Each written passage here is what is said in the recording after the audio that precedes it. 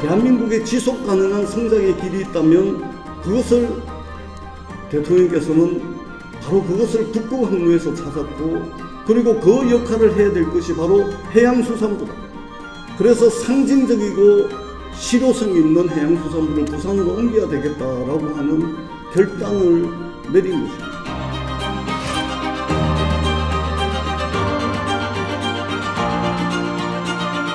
대한민국이 한반도 남단에 서울 수도권을 또 하나 만드는 것입니다. 한반도 남단의 이 서울 수도권을 저는 해양 수도권이라고 앞으로 여러분들과 함께 부르게 될 것입니다.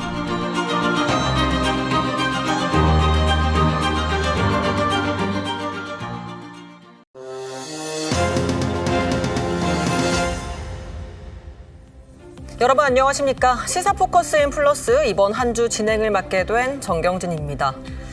이재명 정부의 출범과 함께 부산이 바빠졌습니다. 해양수산부가 올 연말까지 부산 이전을 마친다 하고 북극 항로 개척과 또 해운 대기업의 이전 계획까지 정부의 관심과 의지가 부산을 향하고 있는데요. 이 모든 원대한 계획들의 중심에 있는 분이시죠. 전재수 해양수산부 장관 모시고 대담 나누어 보겠습니다. 장관님 어서 오십시오. 네, 반갑습니다. 요즘 정말 바쁘실 것 같습니다. 네, 부산을 지역구로 한 삼선 국회의원에서 이제 이재명 정부의 초대 해양수산부 장관까지 어깨가 많이 무거워질 것 같습니다. 예, 열심히 일을 하고 있습니다. 더구나 12월 31일까지는 해양수산부가 부산으로 이전을 해야 됩니다. 네. 현판식 준비도 해야 되고, 그래서 하루하루 바쁘게, 아주 바쁘게 살고 있고요.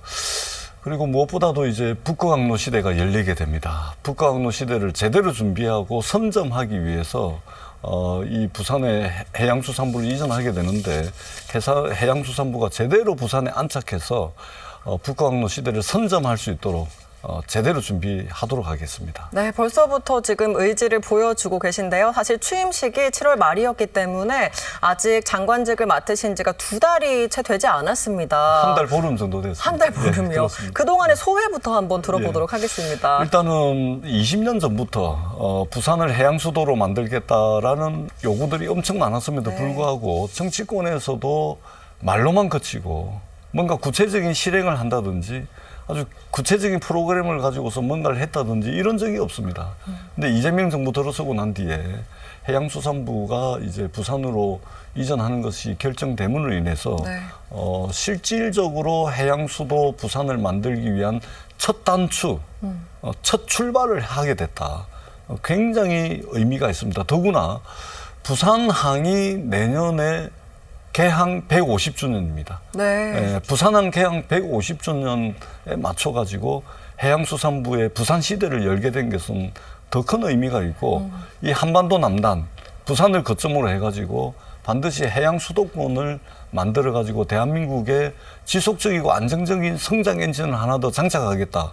이런 이제 무거운 책임감을 가지고 열심히 일을 하고 있습니다. 네, 사실 저희가 이제 말씀을 시작하면서 아이스 브레이킹처럼 소회를 여쭤본 건데 결국에는 이제 해수부 이전에 많은 초점이 맞춰져 있는 것 같습니다. 지금 많은 분들께서도 이 얘기 빨리 했으면 좋겠는데 라고 생각하실 것 같아요. 본격적으로 해양수산부 부산 이전과 관련된 이야기 나눠 보겠습니다. 준비 잘 돼가고 있는 거죠? 열심히 잘하고 있고, 그럼에도 불구하고 애로사항이 전혀 없는 것은 아닙니다. 왜냐하면 850명에 달하는 우리 해수부 직원들이 한꺼번에 다 내려와야 됩니다. 거기 이제 전세 계약 기간이 남아 있는 분들도 계시고, 집을 내놨는데 집이 안 팔리는 분들도 계시고, 어린이집 유치원에 다니는 아이들 문제도 있고, 당장 1, 2년이면 수능 시험을 봐야 되는 고등학생 자녀를 둔 부모들도 있고, 또 부부 공무원들도 있어가지고 사실은 850명의 해수부 직원들이 850가지의 애로사항이 있습니다. 예, 그럼에도 불구하고 해양수산부의 부산 이전 반드시 해야 되는 일이기 때문에 이 애로사항을 제로로 만들 수는 없겠지만 최대한 애로사항을 다 해소하겠다라는 자세와 태도를 가지고 저희들이 동원할 수 있는 자원을 총동원해가지고 지금 준비를 잘하고 있습니다. 네, 이 850명의 사연과 관련해선 차차 이야기를 한번 네, 네. 나눠보도록 하겠습니다. 일단 지금 두 개 건물은 임시 사옥이고 본청사도 어디에 둘 건지 고민 중이신 거죠? 그렇습니다. 부산 동구에 이제 IM 빌딩 21개 층을 네. 임시 청사로 쓰게 되고, 그다음에 그것이 다 부족해가지고 그 맞은편에 한 8개 층을 또 따로 임대를 내가지고 네.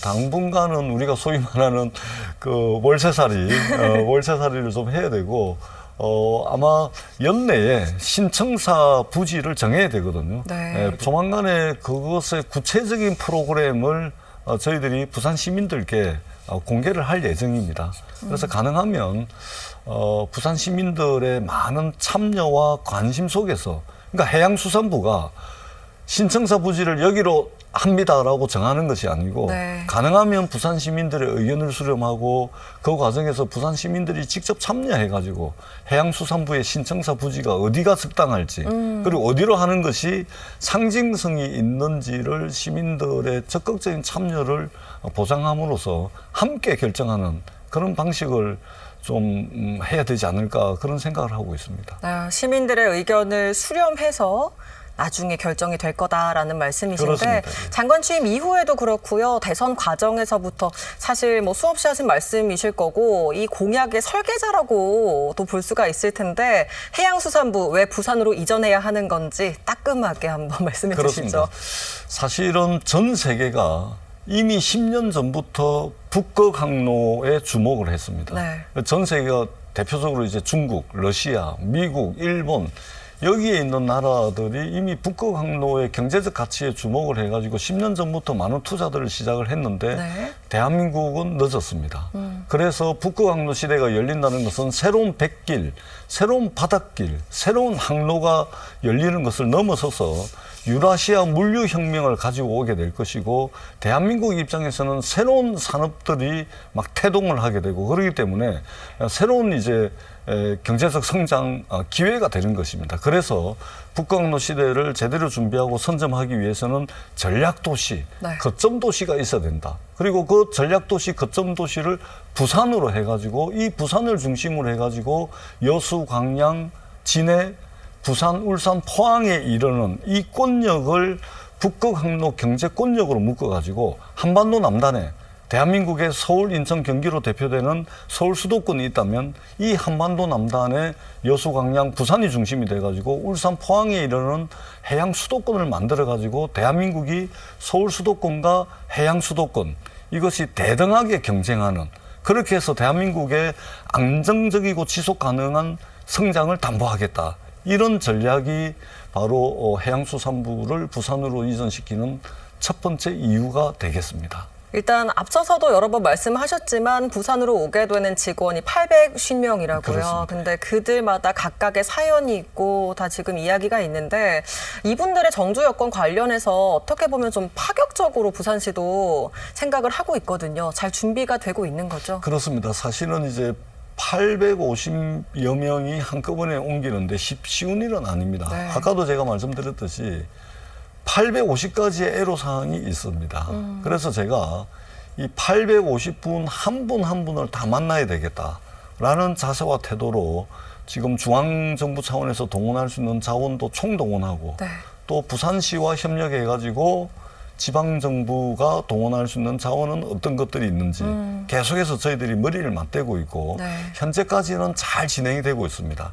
그럼에도 불구하고 애로사항을 완전히 없앨 수는 없습니다. 네. 애로사항을 완전히 없애겠다라는 자세와 태도가 저는 중요하다고 생각을 합니다. 그래서 중앙정부, 또 부산시, 또 동구청과 저희들이 협력을 잘 해가지고 해수부 직원들이, 해수부 공직자들이 정말로 그 업무에 전념할 수 있는 정주 여건, 업무 환경을 만들기 위해서 최선을 다하고 있습니다.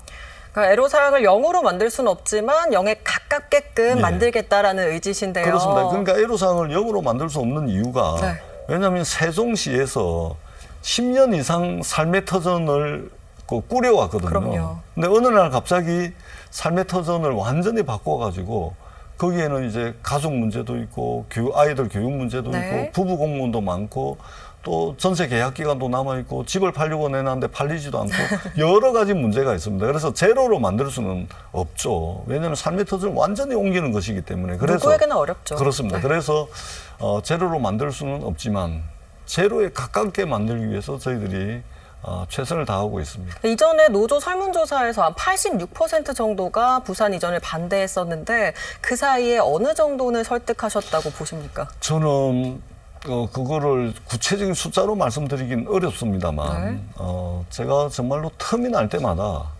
5만 가지 방법을 총동원해가지고 우리 해수부 직원들의 애로사항을 파악을 하고 네. 그리고 그 애로사항을 해결하기 위해서 저도 발로 뛰고 있습니다. 제 핸드폰을 24시간 다 공개를 해놨습니다. 그래서 애로사항을 저한테 문자 메시지 다 보내시라. 그래서 실제 저한테 문자 메시지가 많이 옵니다. 네. 오면은 제가 일일이 체크해가지고 답장 다 드리고 그 다음에 해결해야 될 문제가 있으면 그 우리 이제 팀 위드 유라 그래서 이 애로사항을 해결하기 위해서 팀을 별도로 만들었습니다. 거기와 함께 머리를 맞대가지고 애로사항을 지금 현재까지 해결하지 못한 거 거의 없습니다. 다 되고 있습니다. 당장 할 수 있는 것은 당장 하고 그다음에 당장은 안 되더라도 조금만 우리한테 시간을 더 주시면 해결할 수 있겠다 싶은 문제들도 많이 있습니다. 그렇기 때문에 우리가 제로로 만들 수는 없지만 제로에 가깝게 만들기 위해서 정말로 할 수 있는 모든 일은 다 하고 있다 이런 말씀을 드립니다. 이것이 중요한 것은 부산으로 내려오셨는데 네. 제대로 이게 뭐 애로사항이 해결이 안 되고 내려오면 일이 제대로 되겠습니까? 그럼요. 그렇습니다. 그렇기 때문에 일이 제대로 되기 위해서라도 이 애로사항과 불편함을 최소화시키기 위해서 노력을 하고 있습니다. 해수부 직원들을 설득시키는데도 쉽지가 않았는데 그 산하 기관의 직원들은 어떻게 부산행을 좀 반기는 분위기던가요? 거기도 마찬가지입니다. 네. 거기도 삶의 터전을 옮겨야 되는 문제입니다. 그럼요. 그래서 삶의 터전을 부산으로 완전히 옮기는 문제이기 때문에 거기도 우리 해수부 직원들처럼 애로사항이 다 있을 겁니다. 네. 마찬가지로 그분들 만나서 애로사항 듣고 해결하고 또 지원할 거 있으면 또 지원하고 그래서 제가 취임한 지 한 달 보름밖에 안 됐는데 네. 정말 바쁩니다. 그 일을 제가 정말 차질 없이 빈틈 없이 정말로 최선을 다하도록 하겠습니다. 휴대폰을 한 번 더 개방하셔야겠네요. 그렇습니다. 예. 사실 이 해양 관련 생태계가 완성이 되려면은 무엇보다 HMM 같은 관련 기업들이 함께 내려와야 하는데 관련 기업의 부산 유치도 어떻게 가능하다고 보시는지요? 제가 이 자리에서 공개적으로 말씀드릴 수는 없지만 네. 진행이 되고 있다라는 말씀을 드리고요. 분명한 것은 해양수산부가 마중물 뒷배 역할을 하고 그러기에 해양수산부 산하 공공기관이 내려온다 하더라도 기업이 없으면 네. 이건 반쪽짜리가 될 수밖에 없습니다. 해양수도를 만들 수 있기 위해서는 반드시 기업이 함께 내려와야 됩니다. 네. 그렇기 때문에 저희들이 HMM 본사를 부산으로 유치하겠다. 그리고 거기에는 여러 가지 인센티브가 있을 겁니다. 그리고 더 중요한 것은 HMM에 대한 정부 지분이 70%가 넘습니다. 그래서 민간 기업임에도 불구하고 정부 지분이 70%가 넘기 때문에 이번 이재명 정부에서 HMM을 비롯한 해운 대기업 본사를 부산에 유치하겠다라는 것을 국정과제에 포함을 시켰습니다. 그렇기 때문에 네. HMM의 부산 유치도 크게 걱정 안 하셔도 된다.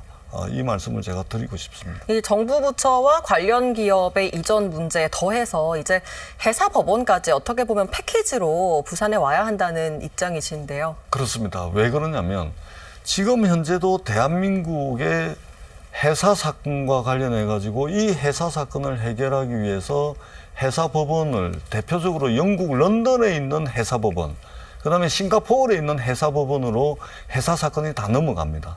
근데 이게 연간 유출되는 돈이 한 5천억 정도 됩니다. 네. 어마어마한 돈이 영국 런던 해사법원, 싱가포르 해사법원으로 최근에는 중국도 해사법원을 굉장히 키우고 있거든요. 이쪽으로 다 빠져나오고 있습니다. 그렇기 때문에 사실상 행정기능을 총괄하는 해양수산부가 내려와가지고 마중물 역할을 해주고 사실상 사법기능을 총괄하는 해사법원을 부산에 유치해야지만 네. 이 바깥으로 빠져나가는 돈을 막을 수가 있다. 막을 수도 있고 네. 더 중요한 것은 전 세계 바다에서 다양한 형태의 해사 사건, 해사 분쟁들이 발생하고 있습니다. 지금 현재는 영국이 대항해 시대 이후로 400년, 500년의 노하우를 가지고서 영국 해사법원이 가장 경쟁력을 가지고 있는데 우리도 늦었지만 빨리 준비를 해가지고 네. 모든 해사 사건이 영국, 런던과 싱가포르로 가고 있는 것을 우리가 좀 흡수를 해야 됩니다. 그러면은 해사법원이 단순히 재판하는 공간이 아니고 여기가 경제적 부가가치를 만들어낼 수 있는 공간이 되는 겁니다. 네. 그리고 해사법원을 둘러싸고 그 주변의 생태계가 구간마다 공정마다 부가가치를 다 만들어내고 있습니다. 그렇기 때문에 단순히 법원 하나가 들어서는 것이 아니고 해양 수도로서 경제적 파급 효과 전 후방 산업에 미치는 영향이 있습니다. 그렇기 네. 때문에 우리가 해사법원의 경쟁력을 높이기 위해서라도 이번 정기국회에 8개의 법안을 통과시켜야 됩니다. 이번 정기국회에 민주당이 통과시켜야 될 중점 법안으로 이미 지정이 되어 있습니다. 네. 그렇기 때문에 해사법원도 빠른 속도로 부산으로 이전이 될 겁니다. 여기에 더해서 이제 동남권 투자공사, 그러니까 은행이 아니라 공사 형태로 설립에 최선을 다하겠다고 하셨는데 왜 중요한지. 자, 일단 은행 형태가 되면 네. 은행이 예금도 받아야 되죠. 그다음에 대출도 해야 되잖아요. 네. 이게 여수신 업무라 그러거든요. 여수신 업무도 해야 되고, 그러면 그걸 가지고 이제 자본금을 만들어 가지고 어디에 투자를 해야 되는데 그냥 투자합니까? 대출해준 돈 중에 이제 부실 채권이 생길 거 아닙니까? 그렇기 때문에 BIS 비율도 맞춰야 돼요. 그다음에 금융감독당국의 통제도 받아야 됩니다. 복잡하거든요. 어느 세월에 해양 수도를 만들기 위해서 투자할 재원을 어느 세월에 이 마련을 하겠습니까? 은행으로 했을 경우에는 하세월이 걸리는 겁니다. 그렇기 때문에 신속하고도 안정적인 투자 재원을 마련하기 위해서는 공사 체제로 가야 됩니다. 간단하거든요. 금융감독당국의 통제도 필요 없고 국제결제은행의 기준도 필요가 없습니다. 이거는 공사채만 발행을 하게 되면 레버리지를 보통 15배를 일으키거든요. 네. 그럼 자본금 1조면 15조 원의 투자 자금을 신속하고 안정적으로 마련할 수 있고 예를 들면 자본금 3조면 레버리지 15배를 하면 50조 원의 투자 재원을 신속하고 안정적으로 마련할 수가 있습니다. 그렇기 때문에 우리가 신속하고 안정적인 투자 재원을 마련해가지고 이 해양 수도권에 투자를 해야지 네. 해양 수도권을 제대로 만들 수 있지 않겠습니까? 그런 차원에서 동남투자은행이 아니고 동남투자공사로 출범을 시킬 것이고 이 또한 동남투자공사법이 국회에서 통과가 돼야 되는데 다행히 네. 민주당이 이번 정기국회에 이 법을 반드시 통과시키겠다라고 해사법원법과 마찬가지로 중점 법안으로 올라가 있습니다. 그러니까 아무래도 은행이 아니라 공사 형태면은 뭐 과정이나 규제로부터 상당히 좀 자유로워진다라는 말씀이십니다. 해수부 이전 등과 관련해서 지금 여야가 각각의 법안을 내놓은 상태인데요. 이 차이점이 뭔지 또 핵심이 뭔지 한번 짚어주시죠. 네, 첫 번째는 민주당의 김태선 의원 안이 있거든 부산 이전 특별법이라고. 네. 이것은 김태선 의원 개인이 만든 것이 아니고 부산시가 해양수산부 부산 이전을 지원하기 위해서는 근거가 있어야 됩니다. 그냥 막 할 수가 없어요. 네. 그 근거가 뭐냐면 조례거든요. 부산시 조례. 근데 부산시 조례는 상위법이 없으면 조례를 만들 수가 없습니다. 요 상위법을 김태선 의원이 발의를 했고 그리고 네. 이 상위법을 근거로 부산시 조례가 만들어져 가지고 해양수산부의 원활한 이전을 지원을 하게 됩니다. 이러기 위해서 이제 김태선 의원 법안이 이제 발의가 된 것이고 네. 이것은 11월 이전에 반드시 통과를 시켜야 됩니다. 그러지 않으면 부산시가 해양수산부 이전에 도와줄 수 있는 법적 근거가 없어지기 때문에 네. 11월 이전에 무조건 통과를 시켜야 되는 법이 김태선 의원 법안이고 네. 그다음에 국민의힘의 곽규택 의원께서 발의하신 법안이 있는데 저는 개인적으로 대단히 고맙습니다. 대단히 고마운데 근데 다만 이제 논쟁이 될 수 있는 부분은 뭐냐면 곽규택 의원 부산 이전 특별법은 뭐냐면 예를 들면 해양 클러스터 법이 있는데 네. 그 법에 좋은 내용이 들어가 있고 그다음에 해양수산발전법이라고 있거든요. 네. 그 부분에 좋은 법을 또 빼가지고 여기다가 담았고 또 외국인 투자 촉진법이 있거든요. 그 법에 좋은 법을 또 해가지고 특별법을 만든 거예요. 이미 있는 법안에서 그러니까 좀 중복이 되는 그렇습니다. 법들이. 그러면은 이게 법사위로 올라가게 되면 네. 법 체계에 문제가 생기는 거예요. 그래서 대단히 곽규택 의원 저는 이제 대단히 그 열정과 그 대단히 고맙게 생각을 하는데 기존 법을 가지고서도 다 할 수 있는 겁니다. 네. 그리고 기존 법과 이제 충돌되는 문제가 있기 때문에 이 부분은 국회에서 뭐 제대로 논의를 할 거고 논의가 되는 대로 저희들이 어떻든 해수부의 기능과 역할을 강화하는 데 도움이 되는 쪽으로 활용을 하도록 하겠습니다. 그런데 왜 국민의힘에서는 이재명 정부의 첫 조직 개편안에 좀 해수부 기능 강화 내용이 빠져 있다라고 얘기를 한 걸까요? 그러니까 이제 이번에 얼마 전에 이제 이재명 정부 첫 정부 조직법 개정안이 발표가 됐지 않습니까? 네. 이번에 이 정부 조직법 개정안의 핵심은 뭐냐면 이재명 대통령이 후보 시절에 공약을 했던 내용이 정부조직법 개정안에 반영이 된 겁니다. 그러니까 급한 대로 공약 사항을 반영한 겁니다. 네. 근데 해양수산부를 부산으로 이전하겠다라는 것은 공약 사항이었는데 해양수산부의 어떤 조선해양플랜트 또 복수차관을 만드는 문제 이건 공약 사항이 아니었거든요. 그래서 일단은 급한 대로 공약 사항을 먼저 정부조직법에 반영을 한 것이고 네. 나머지 부분들은 추후에 안정적으로 해양수산부를 부산으로 이전하고 난 뒤에 예, 안정적으로 우리가 내실을 다져가면서 지금 급선무는 해양수산부를 부산에 안정적으로 이전시키고 정착시키는 겁니다.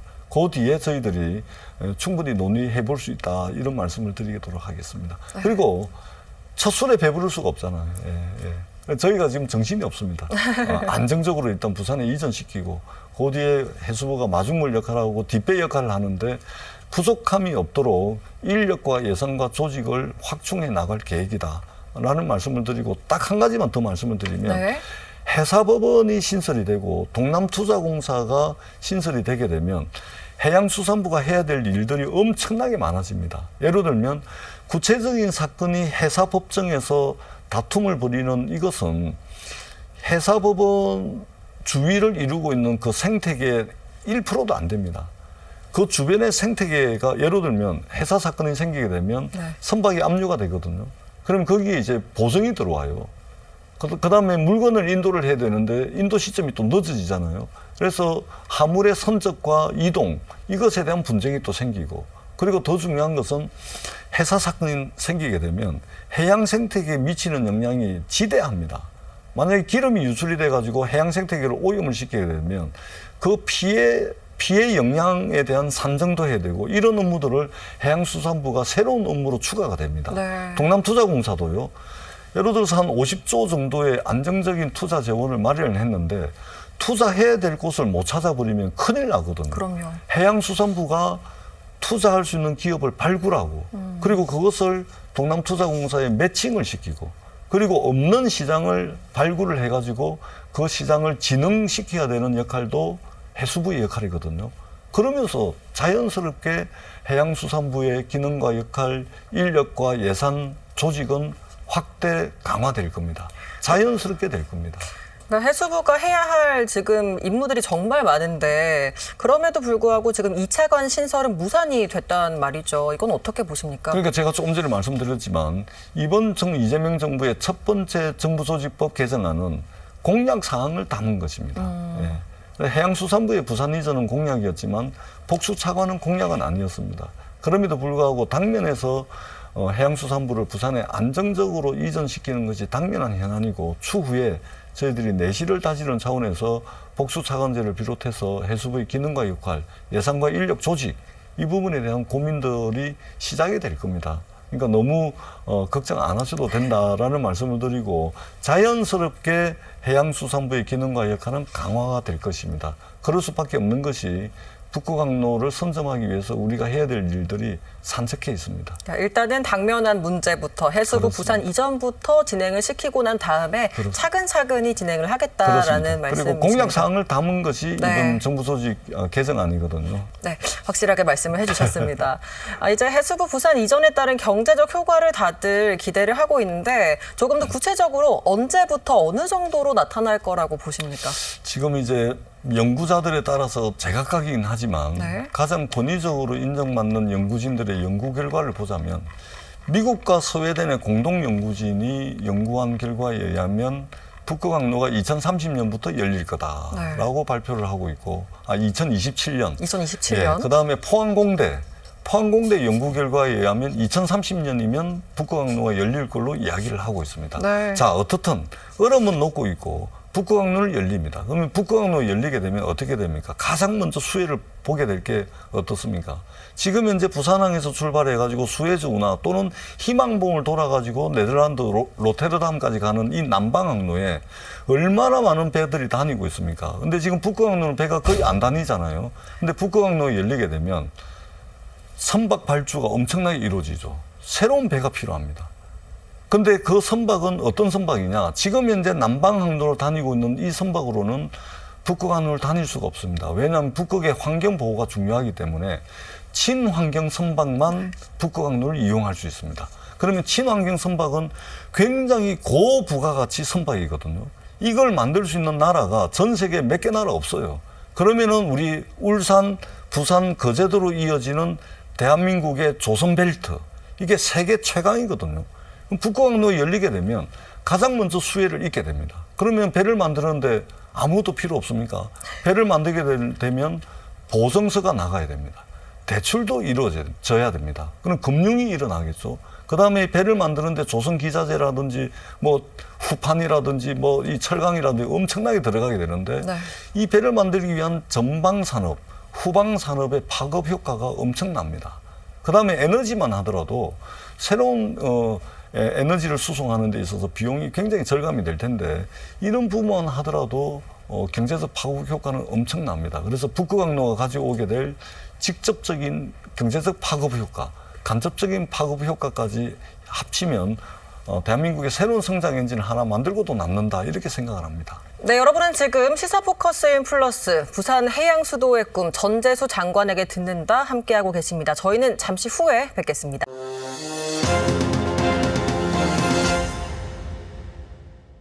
네, 시사 포커스인 플러스 전재수 장관과 함께하고 계십니다. 자, 이제 북극항로 시대에 대해서 이야기를 나눠볼 텐데요. 스스로를 북극항로 전도사라고 소개하시는 걸 봤습니다. 북극항로 어떤 건지 조금 쉽게 설명해 주신다면요. 예, 지금 우리 부산항에서 수에즈 운하를 통해서 네덜란드 로테르담까지 가는데 22,000km 40일 걸립니다. 네, 남쪽으로 해서. 남쪽으로. 요게 이제 남방항로거든요. 네. 요게 지금 가장 큰 이제 물동량을 가지고 있는 수송로죠. 근데 북극항로가 열리게 되면 부산항에서 출발해가지고 베링해를 통해가지고 러시아 연안을 통해서 네덜란드 로테르담까지 가면 22,000km가 15,000km가 됩니다.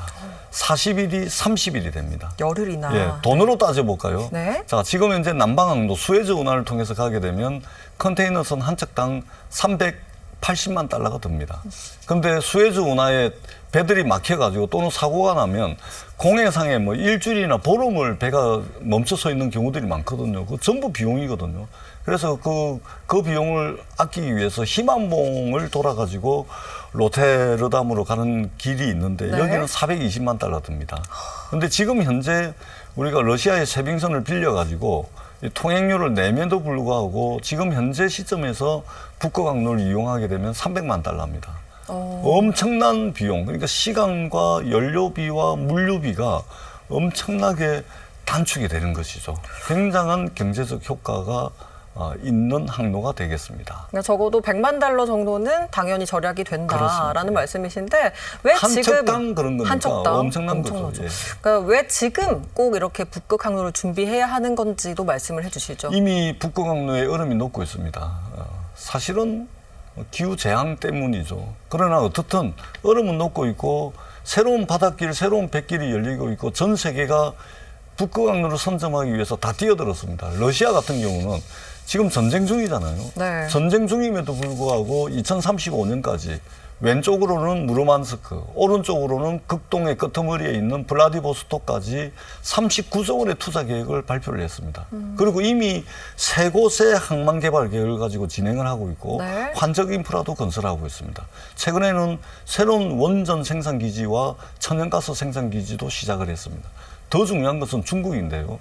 중국은 1대1로 정책 아시잖아요. 이 1대1로 정책에다가 빙상 실크로드를 추가를 해가지고 이 빙상 실크로드가 북극항로입니다. 네. 이미 작년에 중국은 35번이나 북극항로를 배를 띄워가지고 왔다 갔다 해가지고 시범 운항을 완전히 다 끝내고 상업 운항을 하고 있습니다. 네. 엄청나게 빨리 하고 있죠. 일본 같은 경우는 제4차 해운 기본 계획을 발표를 하면서 여기에 북극항로를 포함을 시켜가지고 뛰어들 채비를 하고 있습니다. 그렇기 때문에 대한민국은 늦었습니다. 사실은 지정학적으로 부산항이 북극항로의 최대 수해항이 될 가능성이 있음에도 불구하고 준비가 늦었습니다. 그렇기 때문에 저희들이 신속하고 압축적으로 해수부를 부산에 옮기고 이런 이제 아주 구체적인 실행 프로그램을 가동을 하고 있는 것입니다. 조금 늦긴 했지만 그래도 우리가 지금부터 준비를 하면 된다라는 입장이시잖아요. 충분히 되는 것이 북극항로가 열리게 되면 지리적으로 그리고 지정학적으로 가장 혜택을 보게 되는 곳이 어디냐면 부산항과 중국의 상해항이 될 겁니다. 왜 그러냐면 북극항로 시대에 열리게 되면은 많은 이제 화물들이 생기게 될 텐데 이 화물을 처리할 수 있는 인프라가 네. 어느 날 갑자기 만들어질 수가 없습니다. 지금 이제 세계적인 경쟁력을 가지고 있는 항만 인프라를 가지고 있는 곳이 부산항과 중국의 상해항이거든요. 그러면 상해와 부산이 경쟁을 하게 될 겁니다. 그런데 국제적으로 보자면 러시아, 미국, 일본 여기가 중국이 팽창하는 것을 그렇게 달가워하지 않습니다. 그렇기 때문에 상대적으로 국제 질서가 대한민국의 부산항을 손들어줄 가능성이 현재로서는 굉장히 많죠. 그렇기 때문에 어떤 분들은 천년에 한 번 올까 말까한 기회다 이렇게 표현을 하고 있고 또 어떤 분들은 문명사적 대전환이 온다라고까지 표현을 하고 있습니다. 그렇기 때문에 대한민국이 새로운 기회를 선점하기 위해서라도 우리가 신속하고 압축적으로 이 해양 수도권을 제대로 만들기 위한 인프라를 빨리 깔아야 되겠다. 이런 절박함이 저희들에게 있습니다. 글로벌 공급망을 넘어서 어떻게 문명사적으로도 대격변이 일어난다라는 그렇습니다. 표현을 우리가 하십니다. 역사적으로 보더라도 네. 실크로드라든지 또는 향신로길이라든지 네. 또는 최근 150년 사이에 수에즈 운하라든지 파나마 운하라든지 네. 새로운 길, 새로운 바닷길, 새로운 뱃길이 열릴 때마다 새로운 문명이 생겨났고 세계 질서가 재편이 됐습니다.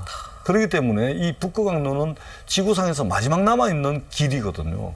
이것이 몰고 올 경제적 유무형의 파급 효과라는 것은 우리가 아마 지금 현재 상상하는 것 이상으로 상당한 변화가 올 것이다 이렇게 예상을 합니다. 네.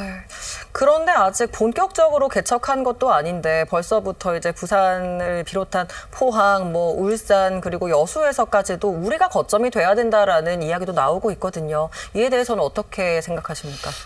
굉장히 좋은 반응이다 생각을 합니다. 네. 예, 왜 그러냐면 준비하지 않으면 아무것도 못합니다.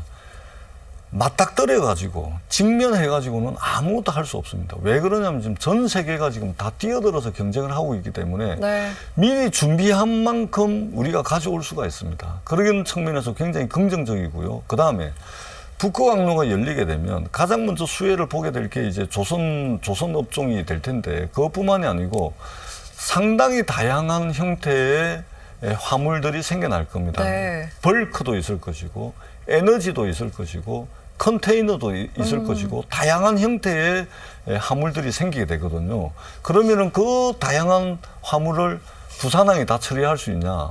불가능합니다. 부산항은 어쩔 수 없이 전 세계 컨테이너 물동량 처리 기준으로 세계 7위거든요. 부산항은 컨테이너 중심으로 가고 네. 여수 광양은 이제 석유 화학 단지가 있잖아요. 네. 여기에 이제 액체 에너지. 화물 중심. 오. 그다음 울산 같은 경우는 이제 현대자동차 있잖아요. 네. 여기 이제 말하자면 이제 그 자동차를 실어 나누는 화물 위주로. 그다음에 포항 같은 경우는 옆에 포스코가 있잖아요. 그럼요. 철강 원자재. 그렇기 때문에 항만별 특성을 잘 살려가지고 그 항만들이 경쟁력을 가지고 거기서 부가가치를 만들 수 있도록 그래서 우리가 여수, 광양, 진해, 부산, 울산, 포항으로 이어지는 이 꽃역을 북극항로의 경제적 직간접적인 경제적 파급 효과가 미치는 꽃역으로 만들어서 여기를 북극항로 경제꽃역으로 묶을 겁니다. 그렇게 해서 이 꽃역을 서울 수도권과 대등하게 경쟁할 수 있는 하나의 경제권력으로 묶어가지고 해양 수도권으로 만들겠다는 것이 저희들의 비전인 것이죠. 네. 그렇게 해서 전국적으로는 대한민국이 수도권 중심의 일극 체제 이것이 이제 그 수명을 다했잖아요. 그래서 이 일극 체제를 극복을 해가지고 수도권과 해양 수도권이 서울 수도권과 해양 수도권이 대등하게 경쟁을 하는, 그래서 대한민국의 지속적인 성장을 담보하겠다라는 것이 저희들의 구상인 것입니다.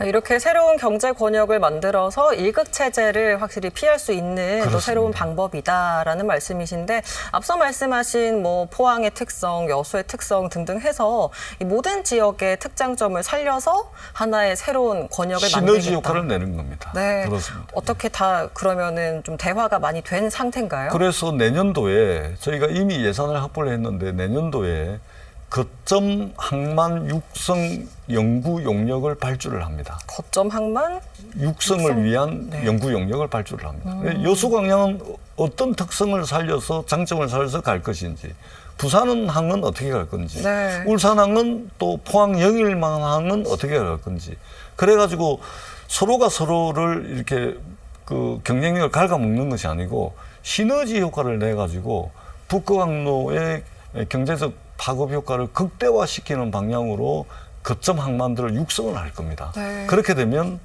북극항로 경제권력이 만들어지고 서울 수도권 경제와 대등하게 경쟁할 수 있는 해양 수도권이 만들어지게 되는 겁니다. 말씀하신 대로라면은 이제 부산이 대한민국의 해양 수도를 넘어서 정말 글로벌로 나아갈 수 있는 그런 발판이 된다라는 이야기지 않습니까? 그렇습니다. 그것이 저희들의 목표입니다. 그리고 지정학적으로, 지리학적으로 최적의 장소입니다. 예. 특히 지금 현재 싱가포르 같은 경우가 선석이 60선석이거든요. 세계 1위입니다. 60선석. 그다음에 북극항로 열리게 되면, 본격적으로 열리게 되면 우리와 가장 경쟁을 해야 되는 중국 상해항이 세계 2위인데 54선석입니다. 네. 부산항이 지금 40선석이거든요. 네. 좀 조금 부족한데 2030년 이후에 진해신항 이제 저희가 개발 계획을 가지고 있거든요.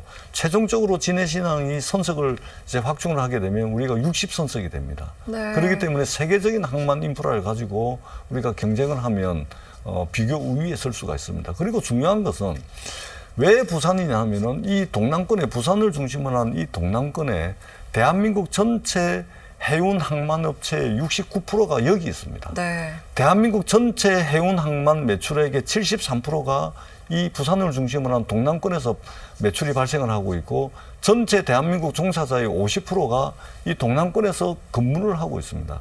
그렇기 때문에 이 인프라에다가 정부가 의지를 가진다면 이 해양 수도권을 만들어서 성장 엔진을 하나 더 장착할 수 있다. 이런 인프라와 우리의 비전이 제대로 이제 갖춰져 있다라는 말씀을 꼭 드리고 싶습니다. 너무나 맞는 말씀이십니다. 이제 이름뿐만 아니라 실질적인 해양 수도로 거듭나기 위한 부산의 과제에 대해서 한번 짚어보려고 합니다. 그동안 금융 관련 공공기관들의 부산 이전 사례에서 봤듯이 해수부 부산 이전이 그냥 형식적인 이전이 되지 않기 위해서는 앞으로 어떤 조치나 대책을 계획하고 계신지도 여쭙고 싶습니다. 그러니까 중앙정부 하나를 통으로 부산으로 이전시키는 것은 어떤 보여주기식 이렇게 될 수가 없습니다. 이게 엄청난 일이거든요. 네. 중앙정부를 하나 통으로 옮긴다는 것은 엄청난 일입니다. 그렇기 때문에 우리가 이 엄청난 일을 하는 것은 대한민국이 서울 수도권 중심의 일극체제가 그동안 대한민국이 세계 12의 경제대국이 되기까지는 긍정적인 역할을 해왔습니다만 네. 앞으로 지속 가능한 성장을 서울 수도권 하나만 가지고서 가능하냐? 불가능한 것이죠.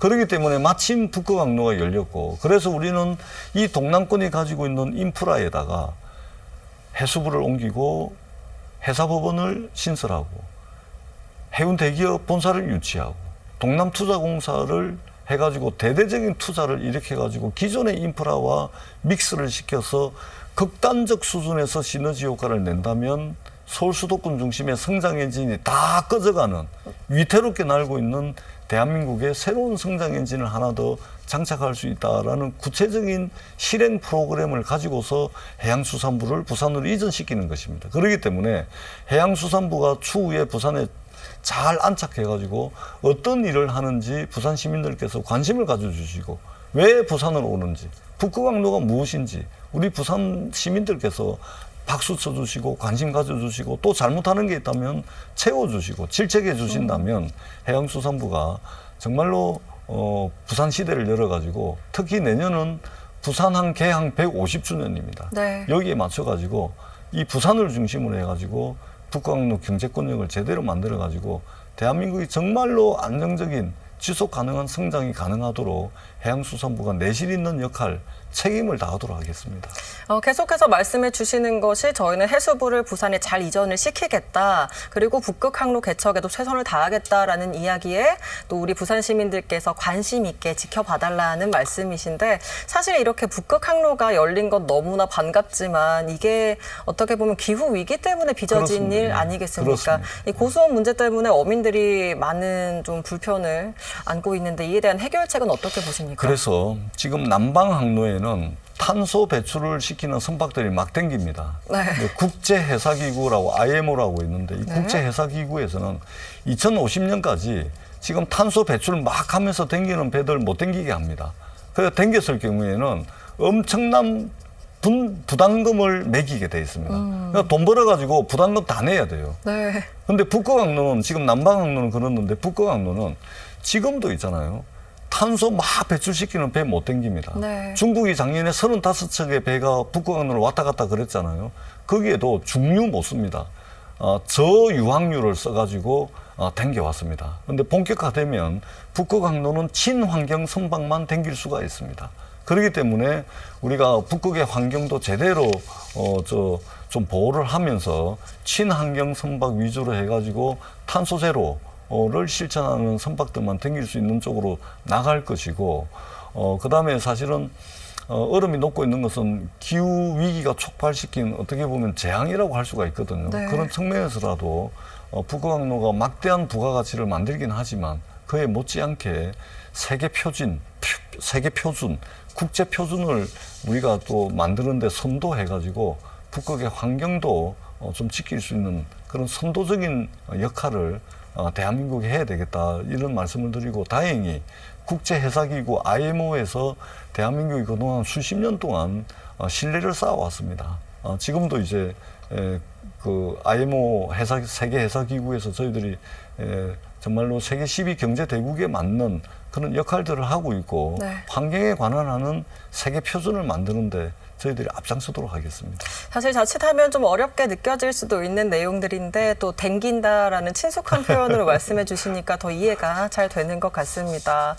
이번에는 좀 이제 어민들 그리고 서민들의 입장에서 봤을 때 이제 추석을 당장 앞두고 있지 않습니까?